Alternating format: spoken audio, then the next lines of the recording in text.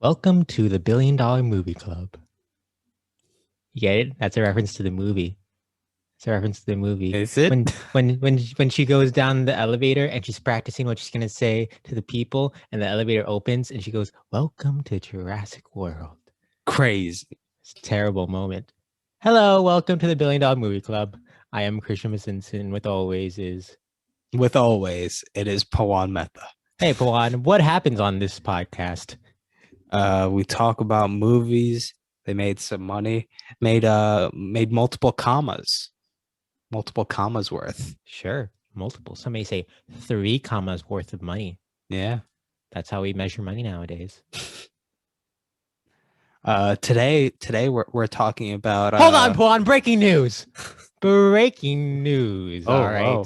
What's going on? Something unusual for the podcast. I got a text that looks like a spam text. Let me put my phone in airplane mode.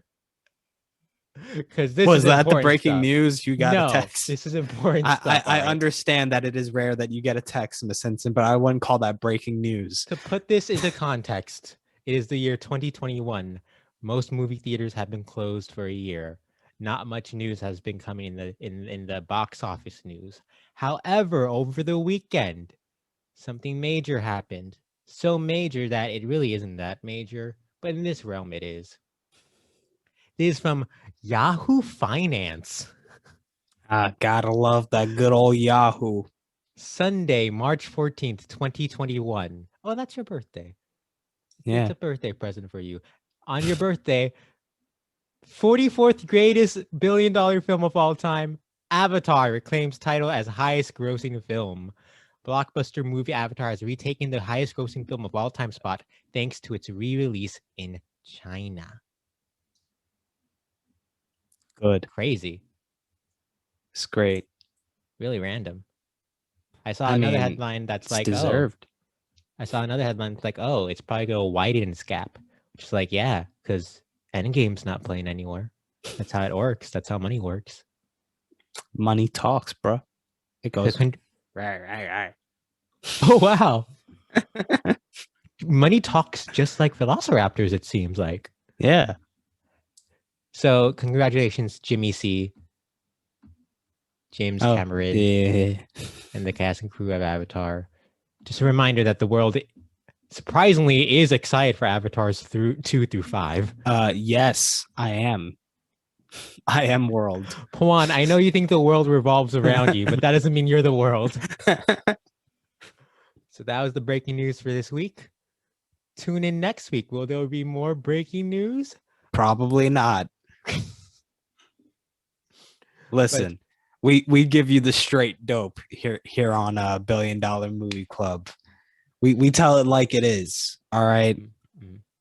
Not much is happening with movies, as Miss Simpson said earlier. So this is probably going to be an anomaly for our first season. Well, you know what did happen in movies? A theme park called Jurassic World opened. Yeah. Jurassic World is this week's film. It opened domestically on June 12th, 2015, with a budget of $150 million. Now, Pawan, hold on to your seats. Multiple seats? Yes, hold on to your seats. Let me get a second one. All right. The film opened domestically to a total of $208.8 million, a worldwide total of $524.4 million. It was the largest domestic and worldwide opening ever for any movie. Oh no, my seats are shaking. Wow. I can't handle them. Thank you for the warning. Its second weekend, it grossed $106.7 million, the highest grossing second weekend ever for a movie. It would go on to be number 1 for 3 weekends until it was dethroned by Inside Out. Odd anomaly, that was Inside Out's third weekend at number 1 at the box office. It obviously wasn't their third weekend at number 1 because Jurassic World killed it. Obviously, people care more about dinosaurs than emotions. This is from Nancy Tartaglione. I hope I copied and pasted your name right. At Deadline, June 22nd, 2015, Jurassic World sets a record for fastest climb to $1 billion global box office. blah, blah, blah, blah, blah. The dinosaurs will officially cross 1 billion at the global box office today. That makes it 13 days for Indominus Rex to reach the milestone, faster than any film in history and faster than Universal's own Furious 7, which was the previous record holder, having gotten there in 17 days. Jurassic World would go on to gross 652 million domestically and 1.671 billion worldwide. To put in perspective, it is the highest grossing film to not cross the $2 billion mark. It, at the time, was the third highest grossing worldwide in domestic, currently number 8 domestic and 6th worldwide. Pawan, what happens if you were to visit this theme park? What happens is your parents might be getting a divorce, and they're like, you know what, we got to deal with our shit, so we're gonna send you to hang out with your aunt that you haven't seen for many years. Trust me, she'll be a good parent this time. And then she's like, oh, I'm too busy with my park to deal with you children. And like, you just be like, all right, I guess I have no family anymore, so I gotta just enjoy this nice park. And then, oh no, they went too far with the park, and now there's new dinosaur they made that's destroying everything. Man, this park really ain't worth visiting. And then yeah, people die. You get closer with your aunt because as soon as you might die, she's like, I gotta be a maternal figure.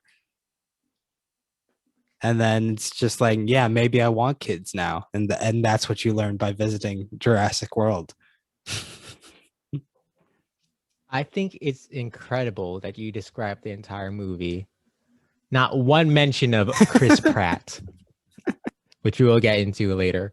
I've never seen this movie before. No. I forget. Have you seen this? No. I'll be honest. I expected to go in hating it. I didn't. It was fine. I had some fun. There was dinosaurs. That's it. I'll say this is the third dinosaur movie we've watched in this podcast. Oh, yeah. And it took 3 movies to get dinosaurs fighting dinosaurs. Yeah. Yeah. You know, I forgot the second movie for a second because, again, it was like a 2-hour and 50-minute movie, and they're there for like, what, 5 minutes as background characters? Hey, it's the age of extinction. All right. So going back to Jurassic World, like, I started watching this movie, and then like it opens with these 2 kids, and one of them's like, actually, that's the kilometers apart. And I was like, oh, he's gonna be one of those. Juan, let me interject a fun fact. All right. The little kid in this movie, same little kid from Iron Man 3. He did look familiar. Random. But like in this movie, you could tell it was like he had one of those roles as like, oh, he's smart and he's like cute because he's smart and he's a child. But really, it's annoying. It's so annoying. He's the precocious little child. If this was made in the early 2000s, he'd be played by Dakota. It's like if this movie didn't have dinosaurs and it was focused on that child, it would be called The Book of Henry, and it does exist. Did Colin Trevorrow did Book of Henry? Oh my God, he did. Right? Director Colin Trevorrow. I don't know if I mentioned that earlier in the earlier breakdown. I don't think I've he seen did. any of his movies. Did he also write that one? I don't know if he's the writer on Jurassic World. No. That was Greg Hurwitz was the writer of Book of Henry. Yeah. But he did direct Book of Henry, right? Yes, he did. He was Colin Trevorrow was the writer of Jurassic World. Safety not guaranteed. I forgot that saying. It seems he's a fan of precocious children. I remember we mentioned with the first Jurassic Park, right? How it kind of just ends. And this movie really does try to create some sort of arc with the familial characters, and you start off with the kids and their parents, and then you end with them reuniting. But like, it's so half-assed. It feels. It's so randomly sudden when the parents who for some reason decide, oh, sending them to this theme park by themselves will help our marriage. They say bye to the kids, and then the dad goes, well, there goes our last family breakfast. It's over. Like, as soon as the kids come back, he's gone. Yeah, I guess. And then they randomly, I don't know what's with the Jurassic Park movies and this fascination with the parent-child relationship. So with this movie, it feels like they were trying to they were doing like a sort of rebootish sort of thing where they were like trying to follow some of the plot points of the original. Sure. And that included the human interactions. You never saw 2 or 3, right? No. So I was reading a little about them after watching World. Give me 1 second. I have to burp. I apologize. So they have children in danger in 2 and 3 as well. Jeff Goldblum's the lead in 2. He has a daughter, which I guess he kind of mentioned in the first one, and she sneaks onto the island or something. And 3, they're like, hey, Sam Neill, we need you to help us save our children. So for some reason... I guess the thing is, like, children are an easy sense of, oh no, peril, but like, there's nothing that's going to happen because these movies are PG-13. I guess. And it's like a thing where it's like, oh no, the adults have to be like, we got to do this now because children danger. Sure. I will say shout outs to Judy Greer and Andy Buckley, who are the parents. They're both great. Oh, that person actors who pop up in a bunch of wonderful things. Judy Greer isn't she always like the beleaguered mom? Yeah. Yeah. But she does it well. I finished the Jim Carrey show Kidding recently. She's awesome in that. I'm looking at I forget she's in the Ant-Man. Yeah, she was the beleaguered mom in that one. Did you know? And I always forget this. She's in the Planet of the Apes movies. She does mocap for one of the apes. I mean, I've only seen each of those movies once, so like, it's really cool. And then the dude is David Wallace on The Office. I don't know if you ever watched The Office. Yeah, he pops up and stuff all the time. And then the older son, Nick Robinson. Wait, what? Wait, are you trying to figure out who Nick Robinson is, or are you just shocked that it's Nick Robinson? Yeah. Which Nick Robinson we talking? Which white guy? Yeah. Is there another Nick? Love Simon. Okay. Because I thought we were talking about a YouTuber for a second. And it's like, I know that's definitely not the case, but I just need to make sure. I will say, I looked on Wikipedia. There's a page asking for which Nick Robinson you may be referring to. It's a journalist, a paper folder, a rugby union, English actor, American actor, historian, game programmer, bishop, mayor, and basketball. Nice. Wait, not basketball player, just basketball. Listen, sometimes you need to name your basketballs. Yeah, and like they gain infamy because like that's the one that won the World Series. Is this a reference to something? Whoa. I can't believe you what World Series is baseball. Okay. It threw me off for a second, so I thought you were referencing something. No, yeah, I was just going off on a tangent. I didn't like the kids in this movie. They were there. The older kid reminded me a lot of that one movie that was filmed at Disney World. The Florida Project? No. It's called like Escape from Tomorrowland or something like that. Filmed at Disney World? Yes. What is this? Is this a studio film? No. This was like guerrilla filmmaking. They're like, they could have shut us down because Disney wouldn't want us to make this movie. Huh. And like for half of the movie, the dad is just like perving on these teenagers and just following them around. Well, one of the sentences I see on this Wikipedia page is it has been compared to the work of Roman Polanski. So that sounds right. And like just the way that your boy Nick was interacting with all the women that he came across, it reminded me a lot of that dad in that movie. That bothered me because he literally just stared at them. Wait, what? He has a girlfriend in the beginning. Does he? He's outside while they were getting in the car, and he's with this girl, and he's like, "Oh, I'll text you later." And he's texting her when they're watching the water dinosaur, and he's also just like trying to hit on all the girls around him. I mean, is he trying to hit on them, or is he just staring at them? He's either trying to hit on them, or he's just creepy. I mean, he is just creepy. Like he isn't saying anything to these women. He's just looking at them, being like, I think he's either trying to be suave and get them attractive suaveness, or he's coming with the plan to attack. To pounce. I'm sorry, this film's about predators of the animal kind, the dino kind. You know, just to see what the critical consensus was.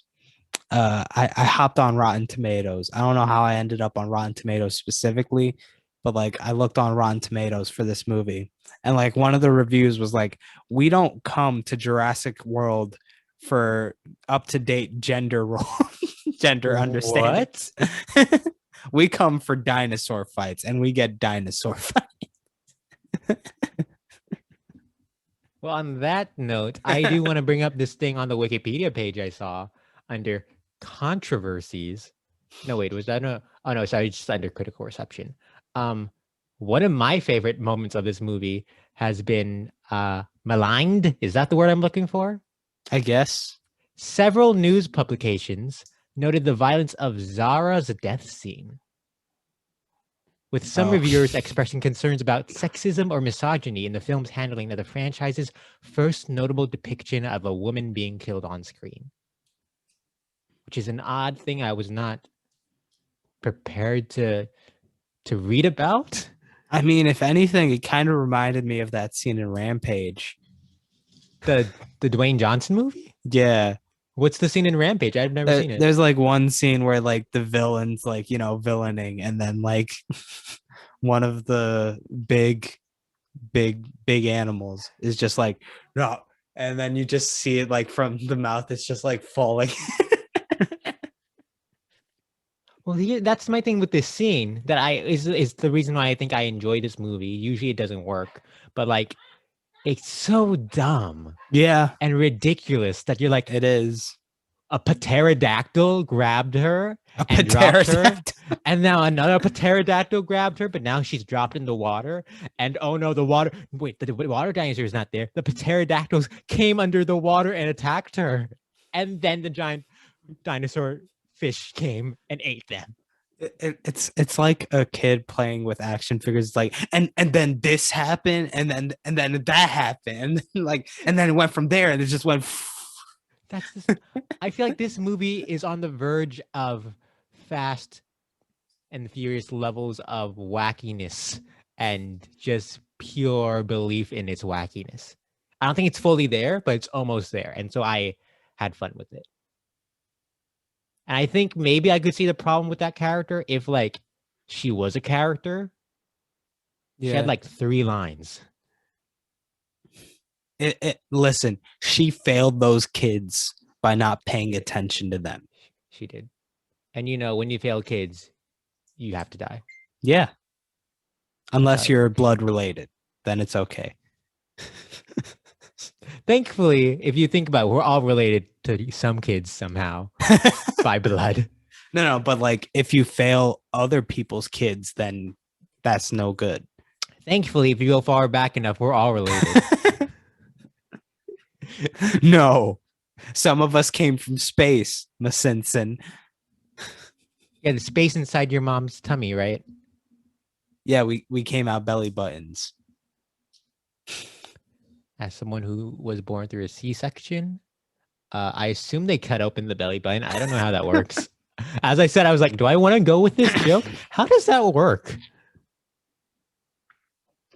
Listen, if you're one of them surgeons or like people who deal with births and do C-sections, email us. Let us know what's up. Hit them with that email address, Pawan. $billion_dollar_movie_club at gmail.aol.instagram.com. And then just to reiterate, Pawan, and give it to them one more time. $billion_dollar_movie_club_ at gmail.aol.com. Remember, that's $2 scores right there. Oh, back to the movie. Oh, we just got so sad when I was like, let's get back to the movie. I'm like, wait, I was just checking something. Never mind. It shocks me that Chris Pratt is the lead in this movie. Is he? He's in front of all the promotional material. He is first billed in the cast. Well, and he's man. But he does nothing in this movie. It's no offense to Chris Pratt, who seems fine. I usually enjoy his work, but like his character is so empty and just there to be cool by what he does rather than what he is. I mean, the one scene where we got a good amount of his personality, I was like, no, just this scene does not need to be. Is that when they first interact in the movie? Yeah. I did not like that. They have no chemistry together, the two of them. Do you want to do this here or in my bungalow? What was the exact line? It was like, do you want to, what was the word? Oh, are you talking about everyone has to eat, sleep, and no. I'm talking about the one that was like, where she's like, we need you to look, or like, it was a specific word. This is where it's like, we need your expertise on the new dinosaur. It's like, do you want me to do that here or in my bungalow? I don't remember, but that sounds dumb. You know what? Now I'm gonna look it up because it's bothering me. You go, but I'm gonna go off on how like Chris Pratt is there to just save the day and nothing else. There's no arc for the character. There's no real traits to the character. He's not even like a cool, kind of overconfident or like a ladies' man. He's just there. And I never liked the relationship that the film was trying to hold at the center. I found there to be no chemistry between the two. I don't know if that's the actors or just the writing or back to this bungalow thing. I was expecting it to be a big word so he could be like, ooh, let's do that at my bungalow. It's just consulting. It's just consult. I'm so do you want to consult here or do you want to consult in my bungalow? He knows what that word means. He knows what it means. He can't be that stupid of a character. He can't be that stupid because, Pawan, did you know he's in the Navy? He was in the Navy. Oh, did you know he was in the Navy? Did you know he was in the Navy? But like, he's like, consult in my bungalow.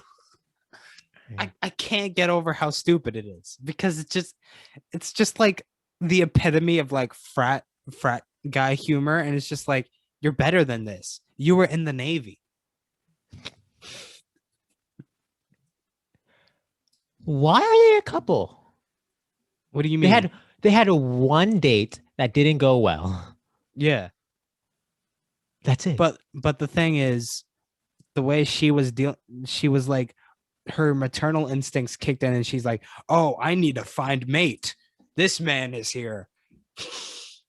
Oh, because that's how women work, right? That was completely unnecessary for her as well.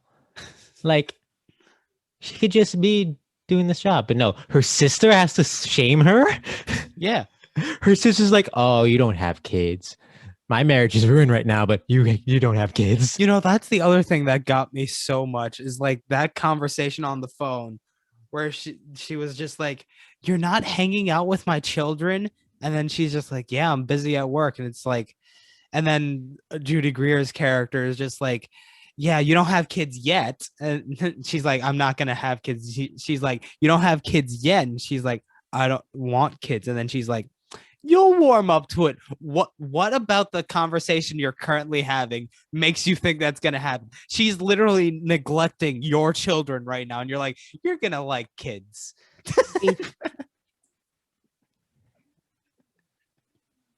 I don't know why. I feel like if anything, if you wanted to talk about the treatment of women in this movie, it would be Bryce Dallas Howard's character, right? Yeah. Who Chris Pratt goes, "Oh, you're not gonna last a minute in those heels," and so she unties her jacket, undoes her jacket, and ties it around her waist, and now she can run in the forest. Yeah, because now she's showing a little bit more skin, so it's like she's ready for combat. She runs so awkward throughout the entire movie. Because she's in heels. She runs like she shit her pants and she doesn't want it to fall out. She's in heels. Why is she in heels? Because she's still wearing her work attire. You can be businessy with flats. No. Can you not? No, not if woman. And you know what line bothered me more than it should have? Which? When they're in the car, right? Mm-hmm. And the kids are like, "Oh, can we stay with you forever?" And she's like, "Oh, yes, yes, yes." And the kids are like, "Oh, no, we meant him." They haven't seen him do anything cool yet. They saw her shoot a dinosaur, him almost get killed by a dinosaur. Yeah, but he's got muscles. I want to see Chris Pratt try to run throughout this movie in heels. Shout out to Bryce Dallas Howard, who I'll be honest, I don't think I've seen her in anything where I'm like, "Oh my God, she's incredible." But I think that just I haven't seen too much of her stuff. She's randomly the mom in Rocket Man. She's Taron Egerton's mom in Rocket Man, which feels weird. But yeah, she gets a pretty not great role in this, but she does solid work. She's one of those actresses who, like, not knocking her as an actress, but like you could tell Hollywood has a type for like certain roles, and like it's like her, Jessica Chastain, and like they're the ones that's like, "Oh, we couldn't get one of them, let's get the other one." I thought you were going to bring up the fact that she's, Ron Howard's daughter. Oh. But now she's like moving into directing now, and people like her when she did Mandalorian. So like, good for you, Bryce Dallas Howard. You do your thing. Hopefully, Hollywood will give you better stuff to do, or you create more stuff. But like, she's like an example I think of when I think like, yeah, Hollywood very much typecasts people. And it's just like they got like 2 or 3 people that are like big names that they're like, "Oh, we can't get one, let's get the other one." Oh, the joke is that Bryce Dallas Howard, Jessica Chastain, Amy Adams, and Isla Fisher are all the same person. Yeah, exactly. And it's just, you know what? Typecasting, we've moved past it. Let's just not. Let's get over it. It's done. All right, Pawan, I want you to lead us over the hump that's typecasting. All right, guide us through it. How do we get over it? You just like decide to have a character, and you're like, you know what? Maybe it doesn't have to be like, "Oh, she looks exactly like this." Thank you, Pawan Mehta, for that. Yeah. I don't know what I was expecting when I set you up for that. I'll be honest. Another moment that irked me a little bit, harkening back to our previous episode in this franchise where I brought this up. There was that conversation in like the control room where Bryce Dallas Howard was chastising that one guy for wearing a Jurassic Park shirt. Jake Johnson, right? Yeah. And then she's like, "People died there, man." And it's like, in my head, I'm thinking, if that was in such poor taste, why are you keeping the first half of that name for your new park? That is a good point. We're gonna come back to this later. We know that Jurassic is the incorrect time period for this. As damn it, I was gonna come back to that later. We'll bring it up again later, but as previously discussed in episode 18, 16, 14. Feel free to email us which episode that was. Yeah, come on, what was that email? What was the email? $billion_dollars_clubs @ movie gmail.qrst hyperlink go. Yeah, just insert any hyperlink in the middle there and it'll be fine. Oh. Why? Oh, I will say, one of the things I liked about this movie, because I actually didn't know too much about the cast or anything. It was a fun, oh, this person's in it. Oh, that person's in it. Because, we've discussed the family. We discussed Jake Johnson briefly. Lauren Lapkus, I enjoy. She was wonderful in Orange is the New Black, and I find in random stuff all the time. I didn't realize Vincent D'Onofrio's the villain. Oh yeah, he's the guy that's like, I'm military, and I think dinosaurs should military. And I'll be honest, his character confused me a lot, but he himself was good. BD Wong shows up again from the first one. He has. Yeah, he was in the first one. The unit that's sent to kill the dinosaur and then find out that it's camouflage. You remember this scene? And there's the one Asian dude who's like, the dinosaur can camouflage. That dude is the villain from Tokyo Drift. Brian T. Good for you, Brian T. I mean, he should have drifted better. That's all I'm saying. He should have pulled out the car and drifted and thrown off like on his grandpappy's honor. He messed it up. Shame. It's a shame. And shout outs to Irfan Khan. Yeah. I forgot he died recently. Oh, he did? Yeah, 2020. Damn. Shame. Was it the thing? That killed a lot of people recently. He started receiving treatment for a colon infection. He died the following day from the infection. Damn. Oh, he was also apparently in Inferno. Yeah, he's probably one of the, like, in the same ilk of Judy Greer being like, hey, that woman. He's like, hey, that Indian man. Yeah. Because I'm looking, I forgot he was in Amazing Spider-Man. I mean, there's a couple of like, oh, that Indian dude. Yeah. These days. Oh, he's the adult Pi in Life of Pi. I forgot about that. Like, bruh, we got like one of the big hitters on New Amsterdam. It's like you're really wasting one of the great Indian actors on New Amsterdam. Is that a TV show? Yes. I've never heard of that show.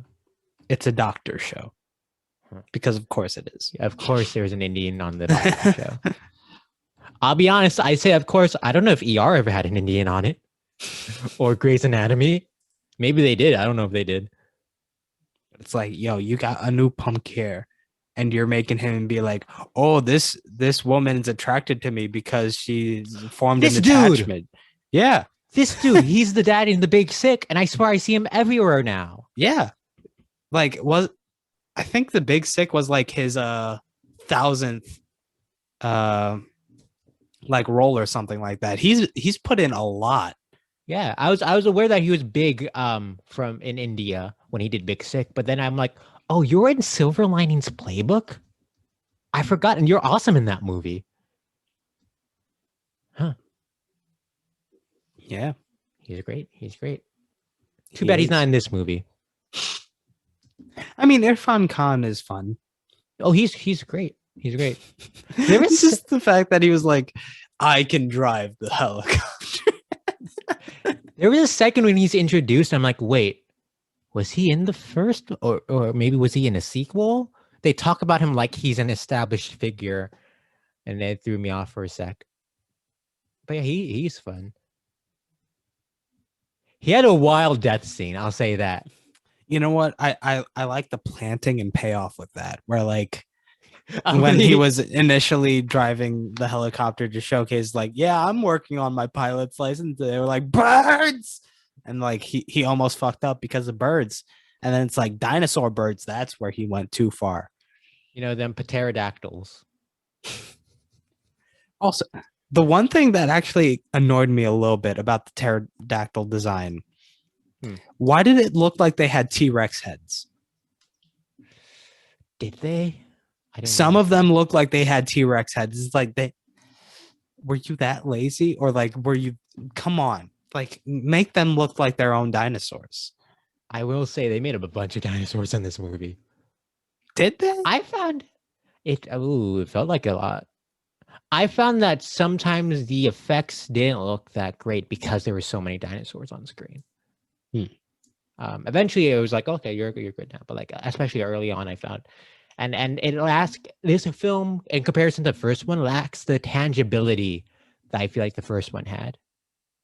Not just with the dinosaurs, but even like with the theme park. I was like, oh, I feel like I get a sense of where I am.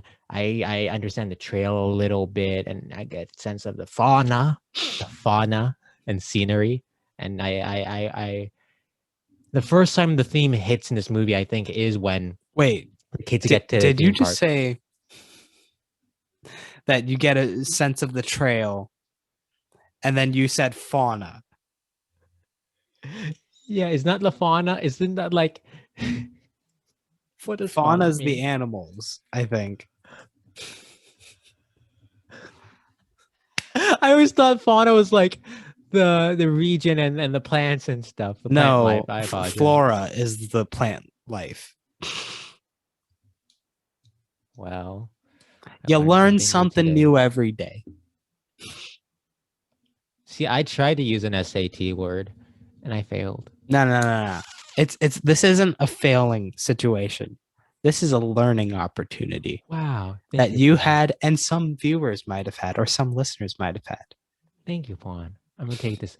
Can I tell something I found on the internet the other day? Sure.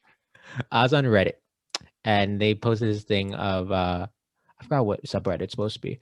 On the homepage, it was like this podcast where they're talking about wind turbines, and this dude realizes that they're not meant to cool down the earth. Like he thought they were giant fans that like help with global warming by cooling down the earth.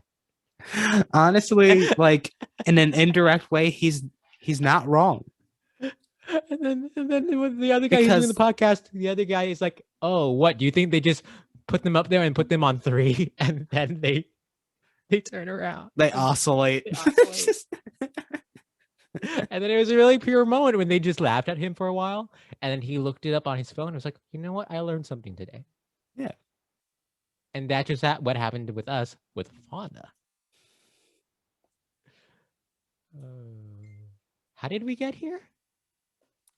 You mistook flora for fauna. Yeah. Oh yeah.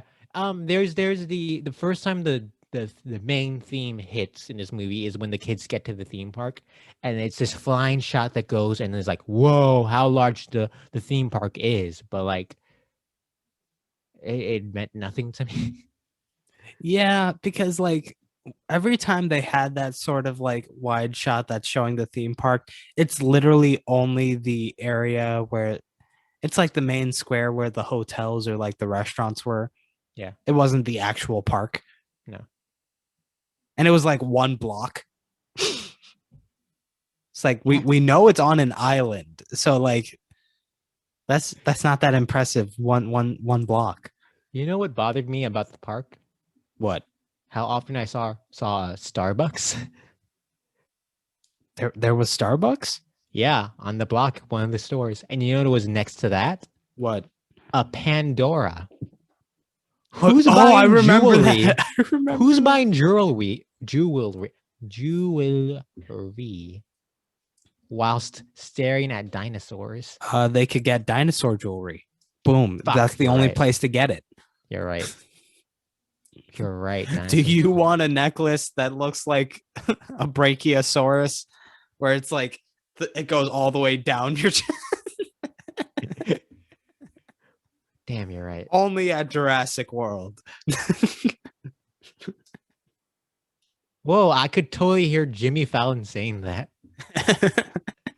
Which is the weirdest cameo I've seen in any of these movies that we've talked about in this podcast. You know, it was a funny moment, but it kind of broke my immersion that, like, in the training video of like, oh, this is how these vehicles work. They had kept the gag of him messing up. It's like, they wouldn't do that. They wouldn't keep that in the video. They wouldn't. I think they focused too much on the video. That it took us out of the immersion. Well, because they booked Jimmy Fallon. They got to use the Jimmy Fallon. Hey, they barely used Judy Greer. You don't have to use Jimmy Fallon if you're not using Judy Greer. It's kind of like I think it was in Pirates 5 or something I heard where like they got one of the rock stars to play one of the like dead pirates or like aging pirates, so they just have like a 3 or 4 minute scene with Johnny Depp talking to this man. I think that's in one of the Pirates we watched. No. Really? I'm looking it up now. I think it might have been like Mick Jagger or something. I looked up. It's the dude Johnny Depp based Jack Sparrow on, and I can't remember who it was that he based it off. Keith Richards. Yeah, because all the kids in the audience watching Pirates of the Caribbean know who Keith Richards is. Oh, it's in Pirates 3, which you didn't watch, right? I watched it though. No. I'm there was another scene in like one of the like more recent movies after the trilogy where like it literally just stayed in a conversation with those two for way longer than it should have. Here's the thing. Was it Paul McCartney? It might have been Paul McCartney.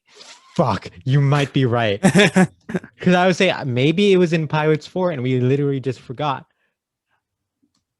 That feels so specific, yet it feels like it might be true. Oh, it's Dead Man Tell No Tales, but yeah, it is. Yeah. And then it's like a 3 or 4 minute scene where it's just like, look at it, it's this guy, and it's like they're not saying who it is. So like all the children in the audience are like, what's this scene here for?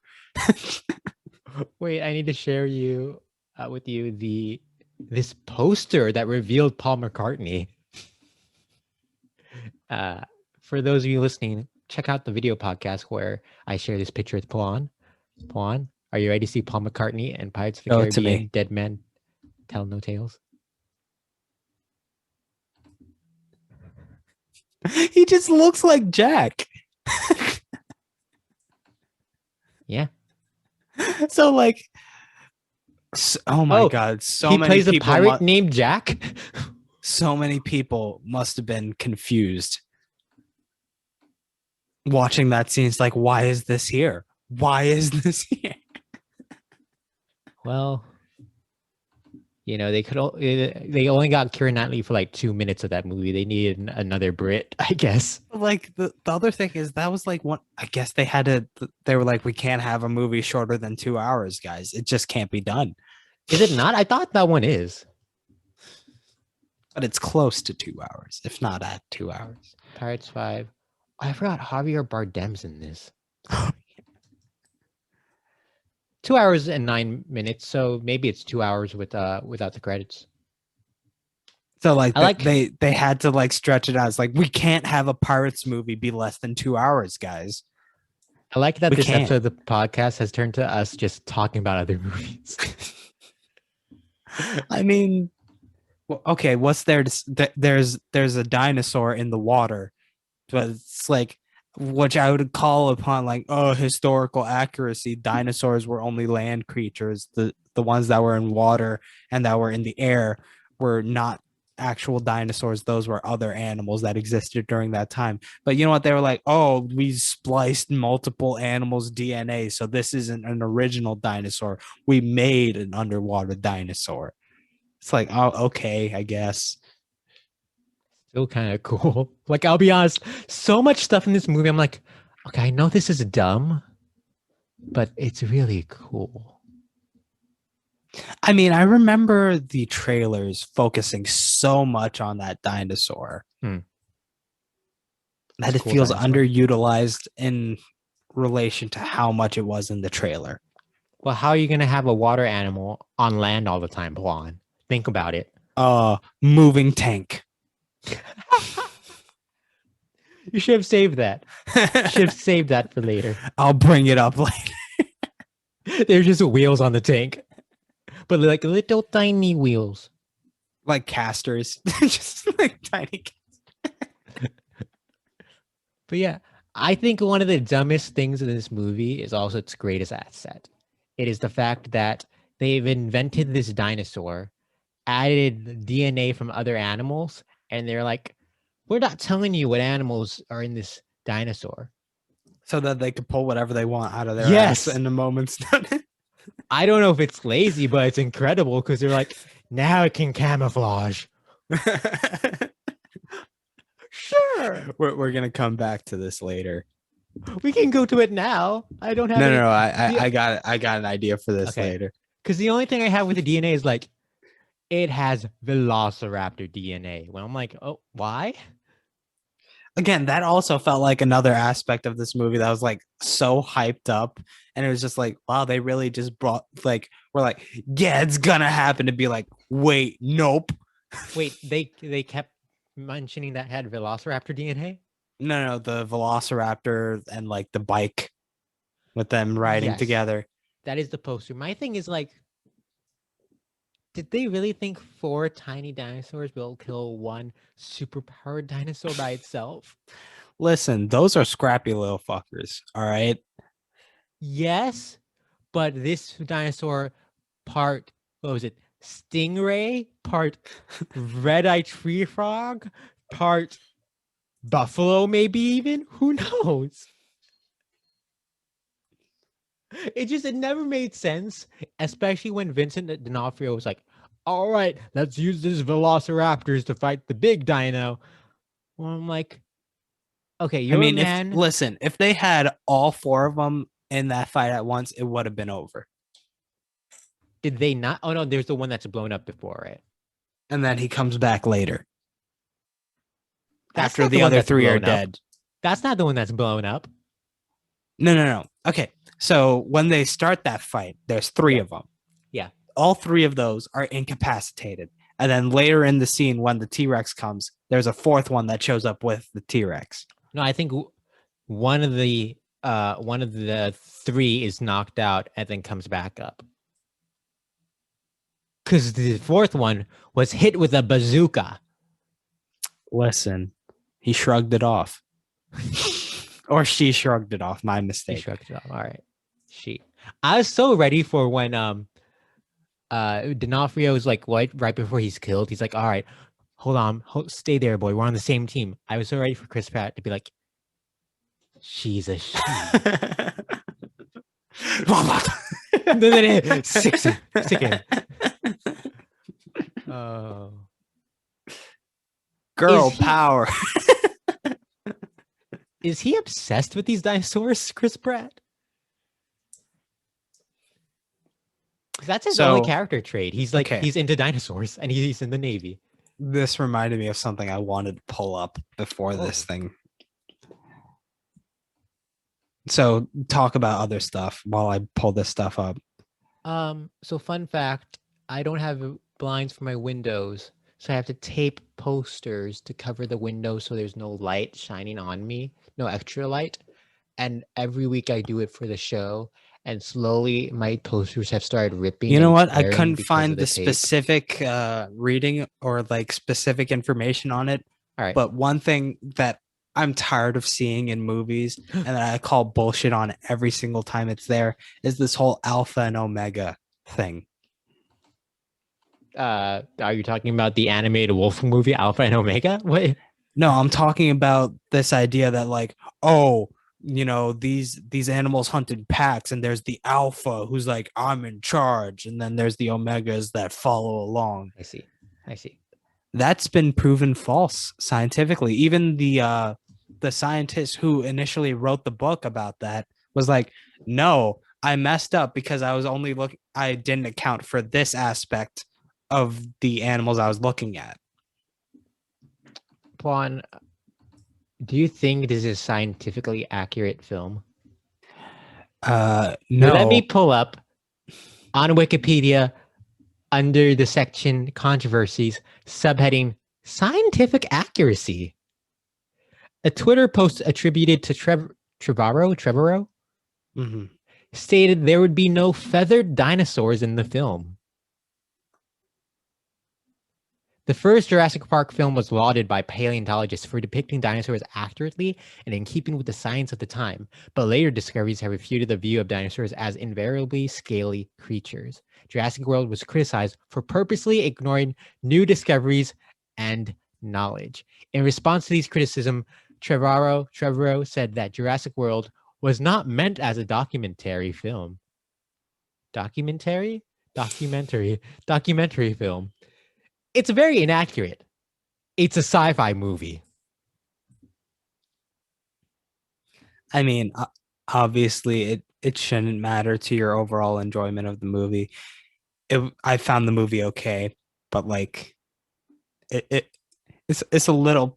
The thing with that one, with the whole alpha and omega stuff, though, is that it again goes into the whole like Chad versus non-Chad and like people who put themselves on pedestals or like masculinity and stuff like that.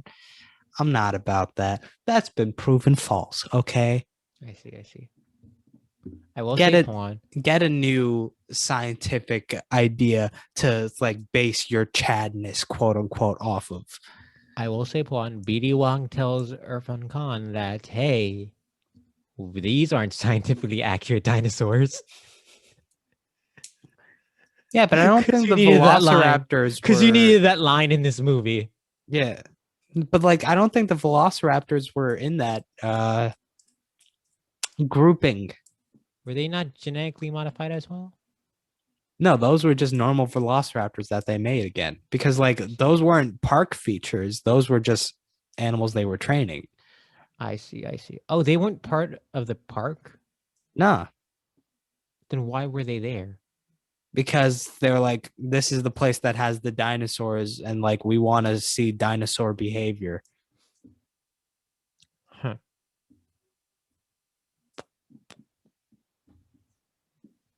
I'd like to bring up the film has a story by credit by Rick Jaffa and Amanda Silver, who also share screenplay credits with Derek Connolly and Colin Trevorrow. Rick Jaffa and Amanda Silver, I didn't realize, are they're the writing team for a lot of the Planet of the Apes movies and the reboots. Also credited writers for Mulan and Avatar 3. Not 3 2 specifically. or 4 or 5, 3. And Derek Connolly has co-written a lot of the Colin Trevorrow's stuff. Also screenplay credits on Detective Pikachu. Tapped to pen the script for a Metal Gear film. And screenplay credit on Monster Trucks. Nice. Yeah.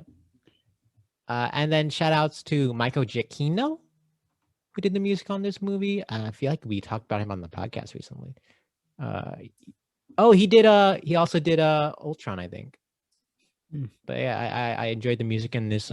For the most part, I found that in the more serious, dramatic moments, it was a little overbearing. But for the most part, I thought, especially for the action sequences, they worked well. I think they brought in the theme a little too quick.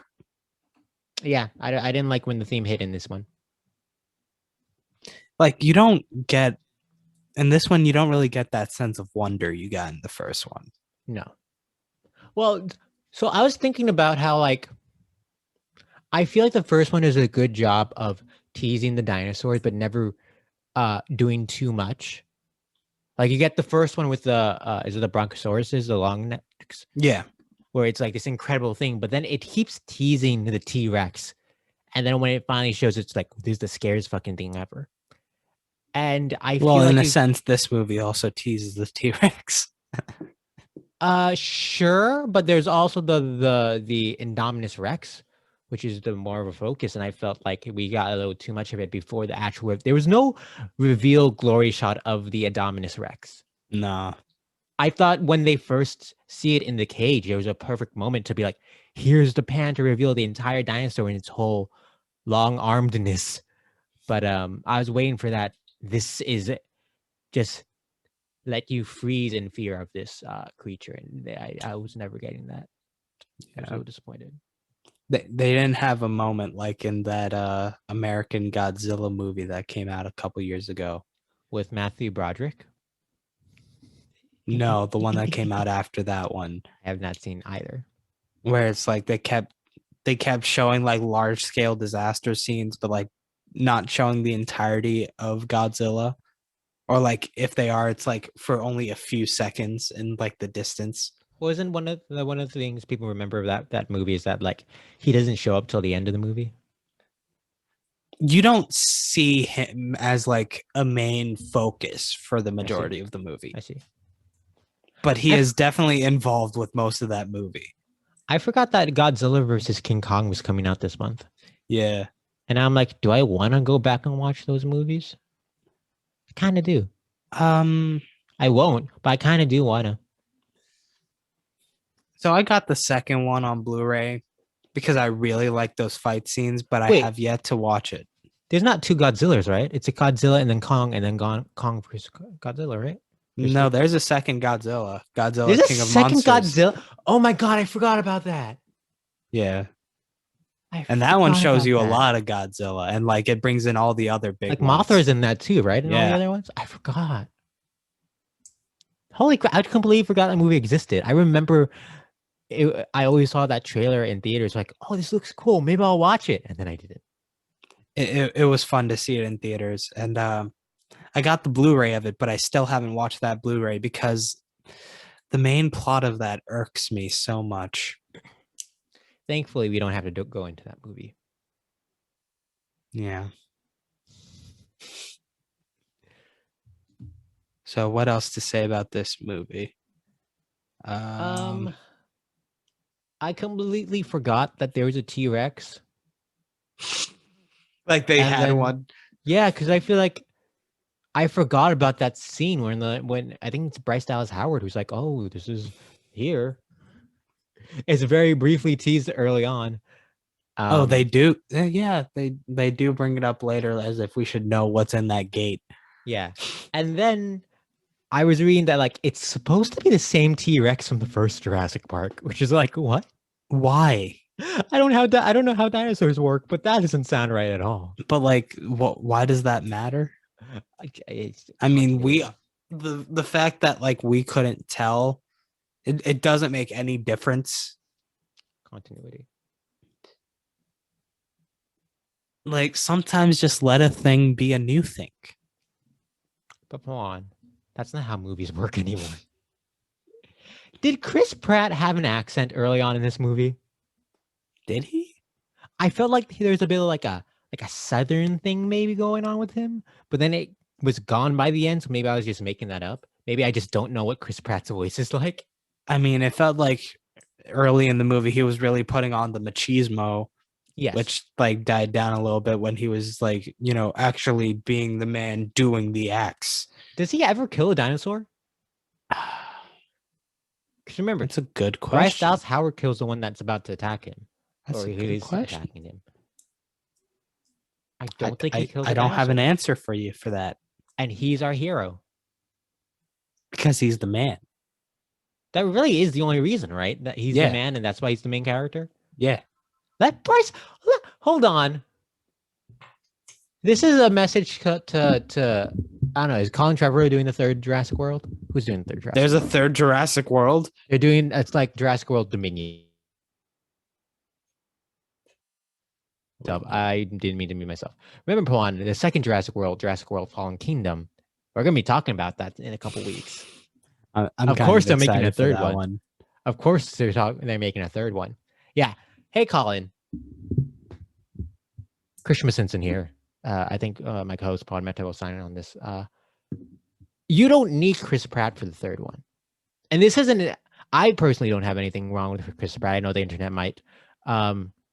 Oh God, we're gonna find something out about him soon, aren't we? That's how this always works when you talk about it on a podcast.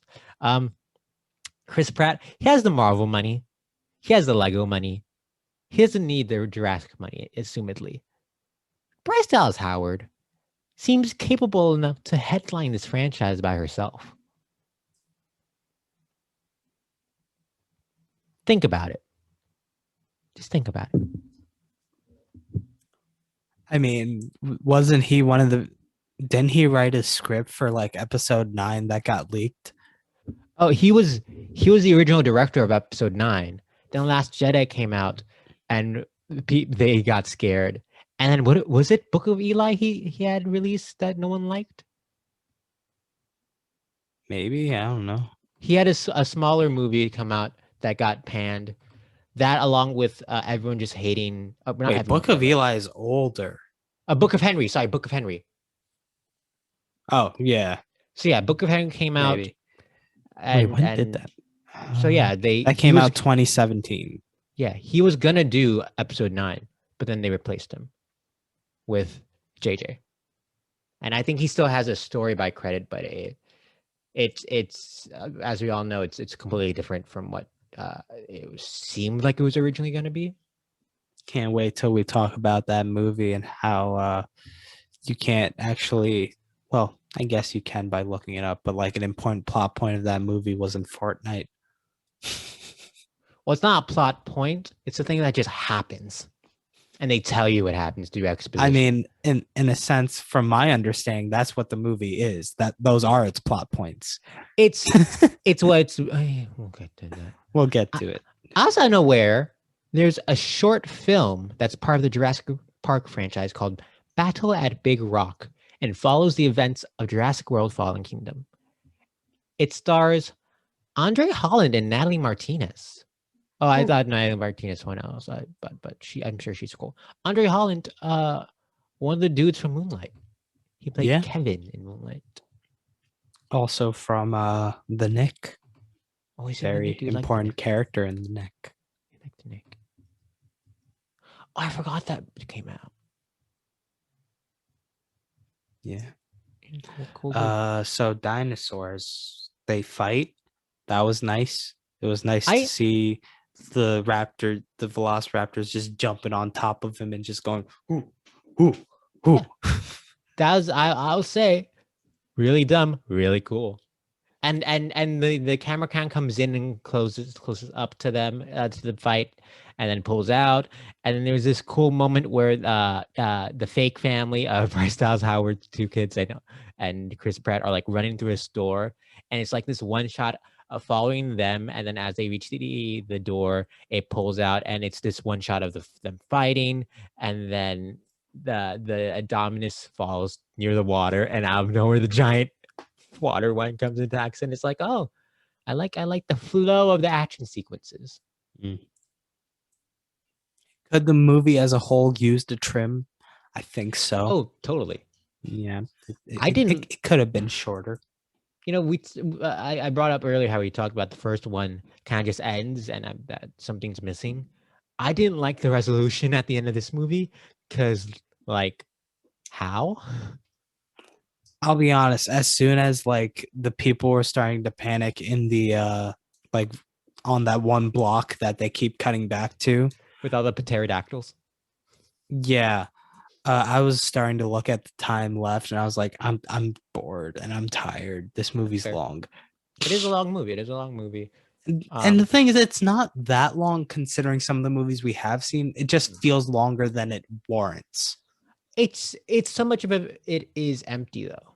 Yeah. And I think that makes it feel longer.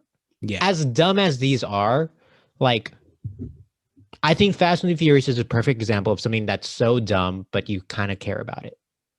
And like because of how wholesome it was a bit longer, but it was great. Yeah. And I don't care about any of the characters in this movie. Yeah. I feel like I want to, but the movie never says, hey, this is why these people aren't perfect, but are trying to get better and trying to grow as human beings. And I don't know. I hated that opening moment when she's like, oh, it's been what, 3 or 4 years since I've seen you?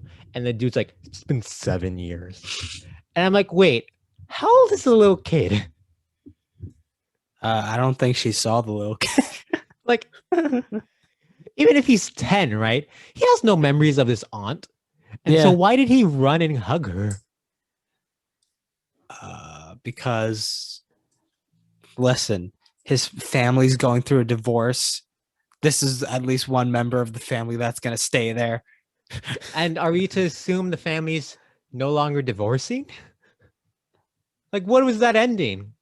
That's not gonna bring them together. That's only gonna pull them apart. The dad's gonna be mad at the mom for being like, "Hey, let's have them stay with the aunt while we're getting divorced." And the dad probably was like, "That's a terrible idea." But then they did, and then the kids. That's a pterodactyl idea. Yeah, I know. I somehow did that while I was talking. I thought we were just gonna. That wasn't intentional. The others have been very intentional, and then sadly it didn't. Yeah. Well, there goes that. Do you know if the kids show up in 2? I haven't seen 2. All I know is that a kingdom's about to fall. It looks like they don't, which again just makes me hate these characters even more. Because, like, why were the kids here? What? You're telling me in Pirates 4 you didn't like the one dude who was like, I'm a Christian, and the mermaid? Oh my goodness!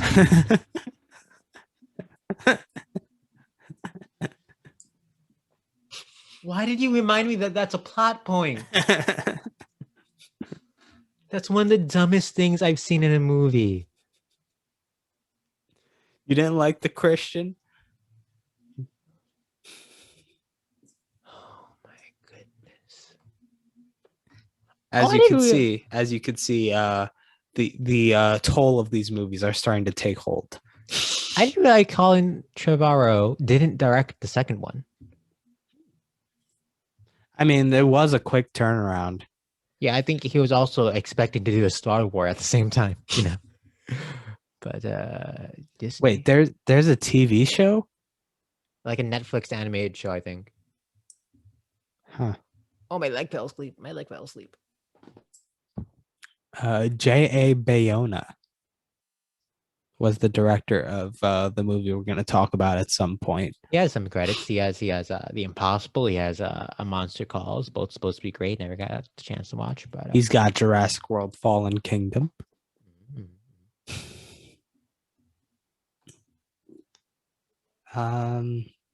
Yeah.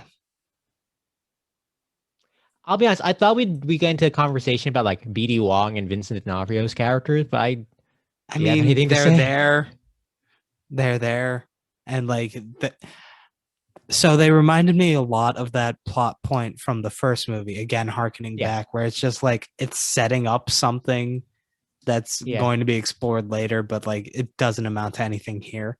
No. So look forward to that conversation when we talk about Fallen Kingdom. You know what might have been my favorite moment in this movie? What? When Jake Johnson's like, I'm gonna stay here, and then he leans in to kiss her, and she's like, "You like that?" I thought, cause in my mind I was like, this moment's so dumb. You know what would make it dumber if he tried to kiss her, and then he did. The thing is, it reminded me a lot of those comedies and stuff like that, where like the schlubby guy tries to do that, and she's just like, "Oh, the reason why I can't do that is not because I just don't like you. It's because I'm already tied to something else, or I literally do not prefer your gender." But it wasn't like a mean-spirited thing. It wasn't, but like it's it's a joke that's tied to that sort of mentality. I like the simplicity of, oh, I have a boyfriend. He's like, oh, you never mentioned her. I'm like, and she's like, yeah, I'm at work. Like, yeah, why would she need to bring that up? You're just co-workers. Oh yeah, and speaking of Jake Johnston. Hey, I know he's just a schlubby white guy. Jake Johnson's one of the most underrated actors in Hollywood right now. All right, he's incredible in New Girl, and he's the greatest Peter Parker we've seen on screen. There was that one scene where Chris Pratt's in the control room and he's angry that they're not doing what he says, and he just knocks over the dinosaurs, and I was just like, What did the desk dinosaurs do to you, Chris Pratt? Yes. Also, like, it feels like the movie thinks that's more dramatic than it did. Like, it expected it, like, there was no big, loud bang of him swiping the toys. They were tiny, they're light toys. And so it was just like a little, like, oh, that's not what you thought. And it's just like, why are you fighting the plastic dinosaurs that can't attack instead of the big dinosaurs that are killing people? Yeah. You're wasting your energy, bro. No. Shout outs to Omar Sy, who plays Barry, Owen's assistant, who helps care for the raptors. Who I thought they totally weren't gonna. I thought they were gonna do the black dude dies in this movie, and they didn't. Like, it was also weird because he felt completely unnecessary. Oh, he was. If anything, he was just a hype man for Chris Pratt. That was his role. He was, but he lived at the end, I think. Now I'm starting to think, did he die? He was like, yo, Chris Pratt's the G man. Like, he's so great. Like, he's the best at his job. Wait, all right, did he die?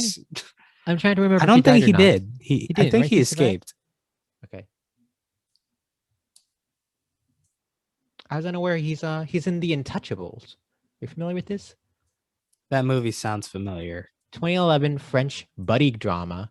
It was like the highest grossing film ever in France. It's supposed to be great. Eventually, it was remade in America with Bryan Cranston and Kevin Hart. Okay. Cranston's this like billionaire in a wheelchair, and he hires Kevin Hart to be his assistant, and then they form a bond. The original is supposed to be spectacular though, and he's the original Kevin Hart in that movie. Again, there's another line in this movie that harkens back to the original that, like, again, irked me a little bit, where it was like million years of instinct. It's like, no, they didn't exist for those millions of years. That doesn't count. That's not how that works. Who said? Wasn't it like D'Onofrio who said it, though? D'Onofrio doesn't know science. Like, then it would have been an easy layup for like Chris Pratt to be like, you know nothing about dinosaurs. Does Pratt know the science behind dinosaurs, or just how to take care of them? But like, he'd be able to be like, that's not how instinct works, or something like that. I don't know. Again, it's just a small thing that came back again. I didn't like it. That's fair. That's fair. All right. I think that's all I got. Yeah. Got any more? Nah. Here's something that I'd like to play with the new segment. We'll call it Rating the Rating, I guess.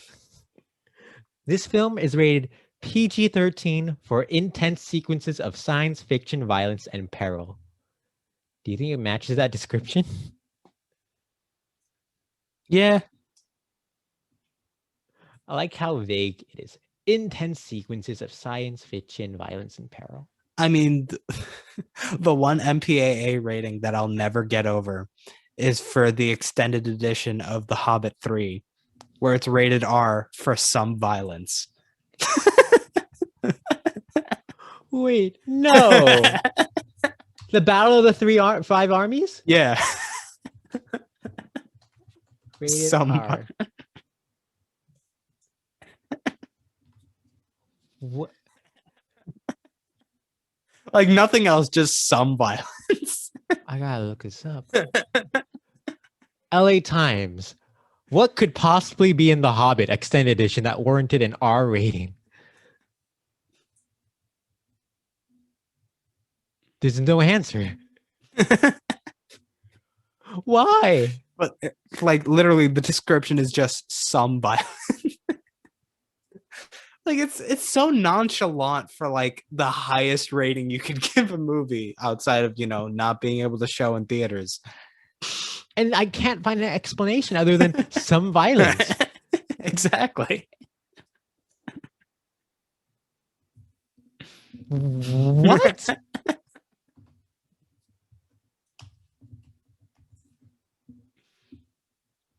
It's got some in there somewhere. Okay. God, I hate it. I mean, the whole movie's a battle, right? Like, I'd assume there'd be violence in there for like maybe 5-10 minutes somewhere. Throw it an R. It's like, you know what? The extended edition, there might be an extra 2-3 minutes. Nah, that can't pass as a PG-13 anymore. You know, so many movies are going for PG-13 rather than R. We gotta hit that R quota. So let's toss an R on the Battle of the Five Armies. I mean, like that is a thing that isn't there anymore. Like the low-key R-rated movie. Like these days, when the movie is rated R, it's a choice. Nomadland. Yeah, but like action movies. Do you know why Nomadland's rated R? Because like her tits are in that one scene for 2 seconds. It's a very artful, chill, relaxed moment. Yeah, that's a good point. Because like in Total Recall, the reboot, that was rated PG-13, yet they still did the 3 tits moment. Wait, they show all 3 tits? Yeah. And it's like towards the beginning of the movie. See, but it's not nudity, it's sci-fi nudity. It's science fiction nudity. My mistake. And like the thing is, it's not like it was at a distance the way it was in Nomadland. Like it's just like literally he's just like turns around and there's a woman just like, ugh. What? I'm not gonna regret looking this up. And it still got PG-13. Huh. It occurs to me, I don't know what Total Recall is about. And it's very confusing that there's a movie known for a 3-boobed lady. I mean, what better idea of the future and science can you think of than like, yo, give me an extra titty? I forgot this was Paul Verhoeven. He does weird stuff, doesn't he? What's he known for? RoboCop, Showgirls. Did he do the original Total Recall? Yeah, the original. Did he do the new one? Oh. Who did the new one? John Stamos. Did you know that? Wait, really? John Stamos directed it? No. That would be crazy. Len Wiseman. I enjoyed that movie. He's known for the Underworld films. Also did Live Free and Die Hard. He's known for the Underworld films. Yeah. All right, well. Bryan Cranston is in that one? Yeah. It's got a pretty good cast. The weird thing is if you take out Breaking Bad, Bryan Cranston is prime that dude material. Because he's in the most random movies. And like Kate Beckinsale, like he's got to have his wife show up. Like I think so. And like she's star of the Underworld movies. Oh, they're divorced now. Oh. Well, back to Jurassic World. Sure, yeah. Dinosaurs I thought we were done. We're pretty done with talking about it, right? Yeah, I think so. But it's not perfect. Nah. Miss Simpson. Oh yeah, I'm sorry. How would you dabble in this movie, edit, the script, whatever, change things around to make it better? All right, so Colin here, listen to me. I got some notes for you, and I think it would improve this movie and really the franchise as a whole. All right. First off, Dad really sad about no family breakfast. So Judy Greer's like, hey kids, hold on. You haven't started walking to your gate or anything. You're just in line. Join us and we'll sit at the nearest Starbucks. Because there's a Starbucks already. Let's use the other Starbucks. And they have a couple croissants together. Damn, now I kind of want a croissant. I haven't had a Starbucks croissant in forever. I haven't had a croissant in forever. God. Now I'm sad. All right. Well, there goes that. You know what? Maybe that's what I'm going to use one of the Starbucks gift cards I have that I've had for like 3 years. Maybe that's what I'll use it on. I'll buy a croissant. Oh. Now, do you remember the scene when I think Lauren Lapkus is like, hey, it's a phase 1 real world or whatever, right? It's like stuff's happening. I went to then cut to the dude who has to tell everyone it, and he's like, "What does that mean?" And then he spends 20 minutes trying to Google what it is. You get a bit of that later with the dude who, and we didn't even mention the gyrospheres, which are cool ideas. The dude running it, he's like, "Hey, everyone, go back," and then he pulls out his manual to figure out what to do. You know, that kind of reminded me that renewed my fear in roller coasters. Well, I've never been on a roller coaster. And like rides like that, because like you're leaving your life up to the hand of this high schooler who's just here as a summer job. Yeah. Very scary. My next fix. Do you remember? So there's this scene where they like find a car, right? I don't even remember how they get that car. And then they're driving, and that entire crowd's running through them. Mm-hmm. Do you remember a similar scene in a film we discussed in episode 0 of War of the Worlds, mm-hmm. where they're driving, and then everyone starts like banging on the car and tries to take the car from them? That's gonna happen in this movie. It made no sense that everyone was just running past the car. Someone would be like, "Hey, give me the car," and maybe Chris Pratt punches one of them, thus making the kids go, "Oh, Chris Pratt, you're cool. We want to stay with you."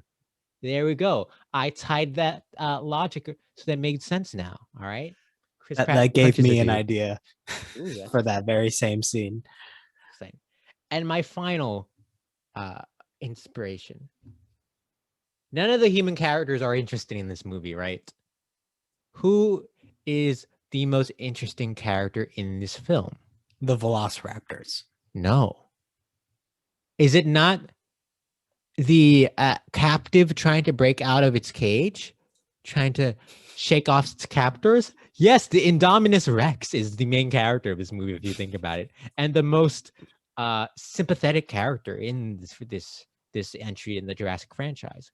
And so I think the film should be reshaped, keeping all this stuff I added, to be very Planet of the Apes like. All right. The Indominus Rex be played by a mocap actor. Let's say Andy Serkis is a brother. Does he have a brother? Chris Serkis is too busy. He just did Ultron this year. He has many roles. So let's get someone he trusts to play the Indominus Rex. And you have a lot more moments of the Indominus Rex by itself, where it's trying to explore the world, figure things out, and slowly it has an arc of its own. The Indominus Rex is not killed in the end, but rather kills the T-Rex and all the velociraptors, and then runs off to never be noted again. Okay, as so we know, I got an idea to add on to yours. This is separate from my idea, so I'm just going to string it onto yours. Why don't we make this a King Kong style movie where Bryce Dallas Howard falls in love with Indominus Rex? Whoa! But we know the Indominus Rex female. So? Whoa! I apologize. Wow, we just aired out one of my prejudices right now. Good for you. I apologize. You're right. I'm all for it. Bryce Dallas Howard falls in love with Indominus Rex. And all right, let's just continue this rewrite. Instead of the Indominus Rex being knocked by the T-Rex into the water, the Indominus Rex knocks Chris Pratt into the water, where he is killed by the water dinosaur, thus giving Bryce Dallas Howard the reins of the franchise as the sole lead. Plus, you have this exploration of the dinosaur-human romance. I like this. I like this, Pawan. Thank you. You're welcome. You're welcome. That's what the Planet of the Apes movies were missing. A romance between Andy Serkis and I guess James Franco in the first one. Yeah. Or Woody Harrelson in the third one. I forget who's the dude in the second one. Was there a dude in the second one? There was a dude in the second one. He had like a family. And I can picture the dude's face, but I can never remember his name. I am looking that up right now. In Dawn of the Planet of the Apes, the dude is Jason Clarke. Oh, I forgot Carrie Russell's his wife in this too. All right, cool. So those were some great fixes. Thank you. Now let's talk about what I'd do. I'm excited. Let's talk about what I'd do. So you brought up that scene where they find the car and they're escaping in the car while other people are running around them. What needs to be added in that is let's make that car ride a little bumpy, if you know what I'm saying. I don't know what you're saying. Please elaborate. But literally it becomes a bumpy ride because they're running over people trying to escape. Oh, okay. Cool. So let's throw that in there. You know what? We see the Pandora store. Let's see the Bronchiosaurus necklace. The fans have been clamoring for it. We brought up the what we should do with the tank. Throw that shit on some casters. Let it move around. As things get crazy, people are like, "Wait, the tank is moving."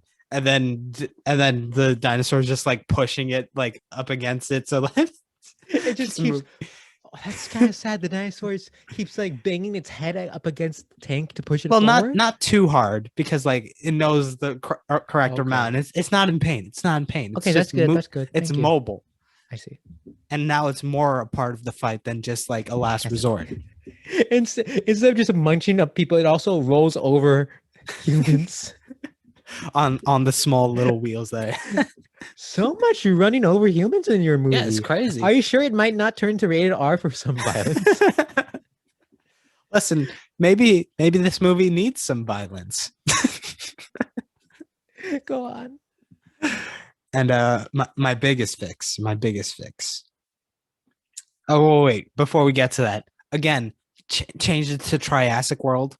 Come on, it's right there. It's right there. You brought up why it's in poor taste to name it Jurassic Park. Why wouldn't it be in poor taste to also name it Jurassic World? Triassic World. Boom. Works. So now the biggest fix.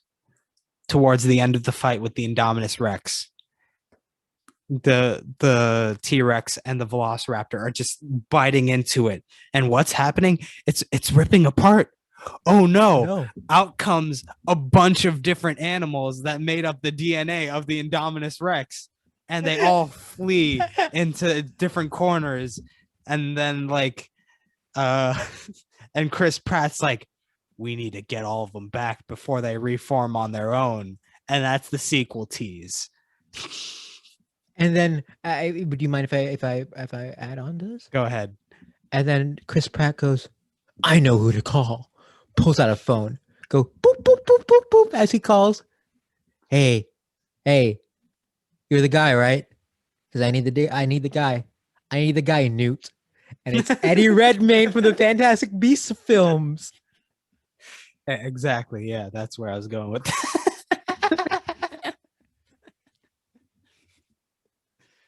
So yeah, that's how I'd fix it. So yeah, just throw in a little Planet of the Apes and a little Wizarding World, and you got yourself. I think Colin. Can I call you Colin? I feel like I'm a little too far. Mr. Trevorrow.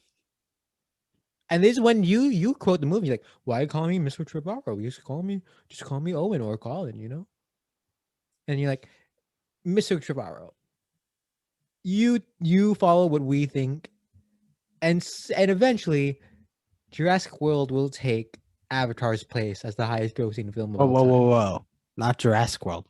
Triassic World. Sorry, Triassic World Dominion be the highest grossing film of all time. All right. Thank you, Colin. So that's how. So we've talked about our opinions, our problems, our gripes, our quivers. Our queries. I think quivers are the collectibles in Ukulele and the Impossible Lair. We've talked about our queries. We've talked about our potentials. But this film analysis isn't about potentials or queries. No, it's about the facts. The cold hard facts. All right. Let me just fix my microphone before I do this. I wanted to recline a bit, but I gotta adjust. All right. I'm gonna mute my mic because then it's gonna hear the squeaks of my chair. So Pawan, you say stuff as I adjust. So like we all know why you're here. Why delay it any further than we have to by just elongating this sentence? There's no need for it, but we're gonna do it anyway. We're counting down to what we're about to do. 3, 2, 1. And here's the list of the $1 billion rankings. That time perfectly. All right, Pawan, as we do every week, there is a coin. It's going to be flipped. Heads. 1, 2, 3. Flippy, flippy, flip, flip, flip, flop. It's tails. Wow. What was last week's movie? Oh, Ultron. I mean, that was a great question. What was last week's movie? All right, let's do it. Okay.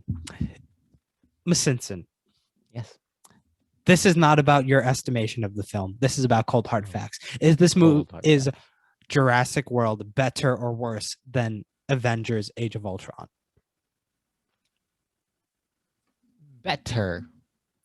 Okay. Is this film better or worse than Transformers: Age of Extinction? And by extension, better. Pirates of the Caribbean: Dead Man's Chest. Okay. Oh, so you had to say that. I was going to say better, but now I'll say better. It's too late. Is this film better or worse than Star Wars Episode 1, The Phantom Menace, and by extension, Marvel's The Avengers? I'm not a fan of Phantom Menace that much. But also, No. Like you can't base it off of Avengers. You got to base it off of Star Wars Episode 1. No, I was just saying, I do think the Episode 1 has higher highs than this, but I also think Episode 1 has lower lows. So I'll say better. Whoa. Okay. Is this film better or worse than The Hobbit and Unexpected Journey? Now, if you look at this list, Pawan. No. Just off of The Hobbit. Better. Fuck. Is this film better or worse than Titanic? Worse. Okay. Wow. What was that, 20 to 23? Yeah. Oh, why did I put the random name generator? Why would let's see what the name is for this movie. Let's see what name we get. All right, the Numbertron goes from Indominus Rex. Oh no. So the number is 22. 22. Holy shit. I'm so happy that it didn't land on a different number. Wow. All right, let's count down the list. To recap, at number 47, Pirates of the Caribbean on Stranger Tides. At 46, Alice in Wonderland. 45, Toy Story 3. 44, Avatar. 41, Transformers: Dark of the Moon. 40, Avengers: Age of Ultron. 38, Transformers: Age of Extinction. 37, Pirates of the Caribbean: Dead Man's Chest. 34, Star Wars Episode 1, The Phantom Menace. 33, Dark Knight Rises. 32, The Dark Knight. 31, Marvel's The Avengers. 28, The Hobbit and Unexpected Journey. 27, Harry Potter and the Deathly Hallows Part 2. 26, Jurassic Park. 25, Iron Man 3. 24, Frozen. 22, Jurassic World. Tied at 21, Dr. Seuss's How the Grinch Stole Christmas, Jordan Peele's Us, and number 19, Titanic. At number 3, Lord of the Rings: Return of the King. At number 2, Furious 7.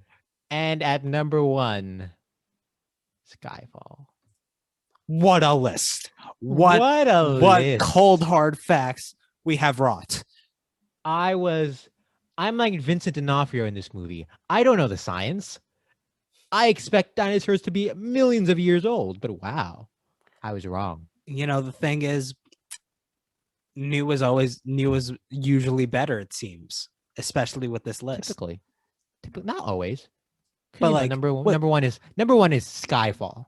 Skyfall is like 9 weeks old now, right? I don't know. But let's be honest. A lot of this list so far, bottom half. I don't know. Well, science told us it's mainly bottom half. Exactly. Yeah, that's right. You're right. And so far, the big things that people might find controversial, factually, Age of Extinction better than Dark of the Moon. Yeah. Factually, Age of Extinction, the most important age we've had.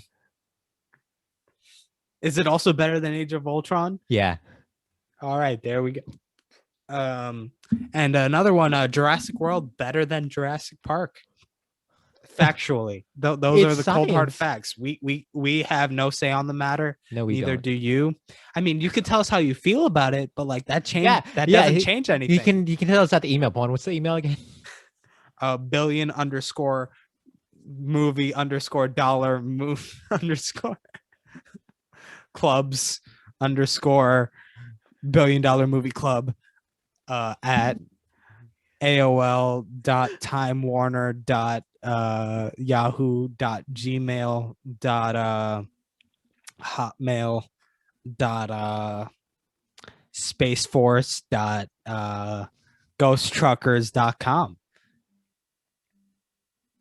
So thank you for joining us for this week's episode of the $1 Billion Movie Club.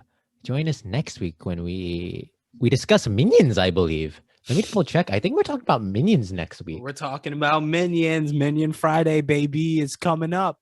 Minion Fridays. Looking at the list. Baby. Minion Fridays. Yeah. Minions from Illumination Pictures. Currently streaming nowhere, so we'll figure that out. And you know what? As they say in the Ghost Truck forums, they don't say anything because they're ghosts. but they do pull on the horn. Shout out to Maxless Machio. Yeah. You know what? You seem to be uncertain about that time. You phrase that as a question, so I'm like, you know what? No. Shout out to Max Lizmacchio. Thank you. Boom. I wasn't sure if we were moving. All for you. All for you. Shout outs to Laura Dern and Jeff Goldblum. You know, maybe if you were in this movie would be number 4. Shout out to Irfan Khan. Like, you know what? Yeah. You flew that helicopter, bro. You flew it. R.I.P. Real talk, like no joking, like R.I.P. Yeah. Shout out to my boy the Veloci's. The Veloci's. They deserve a shout out. Pawan, Blue's a girl. Listen, you could be male or female. That doesn't exclude you from being a boy. All right. The Boys. The TV show? Yeah, there's woman in Boys. I've never seen it. There's woman. Are you talking about the TBS squad of boys? Are you talking about the TBS late 2000s comedy My Boys? What? My mom used to watch that show. There was a show called My Boys. Let me make sure I didn't make that up. My boy. My Boys is an American television sitcom that debuted on November 28, 2006 on TBS. The show deals with a sports columnist in Chicago, Illinois, and the men in her life, including her brother and her best friend. I guess those are her boys. Oh, Reed Scott was in this? Jim Gaffigan's in this. I remember him being in this. Jim Gaffigan. Shout out to dinosaurs. Y'all were the G's. TV show? Nah. You know what? Shout out to the TV show too. I know you're a fan of the TV show. Hell yeah. Shout out to that TV show. Honestly, listen. I tweeted this out at one point, but like I'm gonna say it here. In my version of WandaVision, people were like, yo, I'd have in the pre-80s, I'd have this show, 80s, I'd have this show. The entire thing, dinosaurs all the way. It would just be re-airing dinosaurs as if it's a new show. Like there would be no changes. Would you also be a Muppet? No, it would just be dinosaurs. I would not be a part of it. I don't know if you understand how WandaVision works.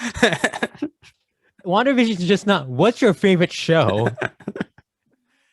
No. That's because that's the Marvel version. They were too afraid to take chances with it. The biggest risk would be just be like, you know what? Here's this new version of WandaVision. Boom, psych. It's literally just re-airing an old show as a completely new thing. Remember to like and subscribe to us on YouTube. Follow us on the Spotify's, Apple Music's, Google Play Music's. The SoundClouds. You already know what it is. Come on. You know what it is. Black and yellow, you know? You already know what the fuck this is. You already know who you're listening to. I honestly love it when SoundCloud rappers do that. It's like, bruh, I literally just found you. I don't know who you are. And so I'll leave you with 2 important lessons we've taken from this film. Flora are plants. So 3 important lessons from this film. Flora are plants. A promise tomorrow is worth less than trying today. And importantly, remember, it can camouflage.